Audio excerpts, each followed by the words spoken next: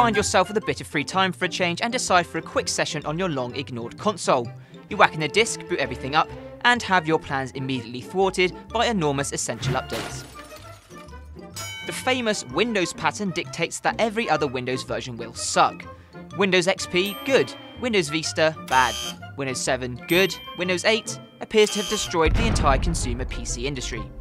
Our advice? Grab Windows 9 when it arrives, then prepare for the apocalypse with the arrival of Windows 10. We've all been there. You're halfway through installing a massive software update, and as your computer begins to reformat that hard drive, you remember you haven't backed anything up since 2009. Hold on.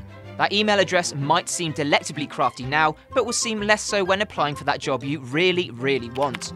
You'll inevitably have to set up a whole new email address just so your potential new employer doesn't think you're a massive idiot, which is a pain in itself. The chances of you getting a decent photo or video at a gig is approximately 0, and what's more, you'll be ruining the view for everybody behind you. Don't be that guy. 50% might seem like plenty when you're at home, but things get pretty dicey once you step outside. This is particularly true if you're heading out for a night on the town, where picture taking and losing your mates is likely to ensue. Ad networks know what you're looking at, and they'll never let you forget about it. We looked at a shed in 1996, and our internet has been full of sheds ever since. And by sheds, we of course mean bras. Whether it's 4K TV or an Xbox One, Day 1 buyers pay a hefty price simply for bragging rights. Our advice, give it 6 to 12 months, then revisit the market. You'll almost certainly find a better deal.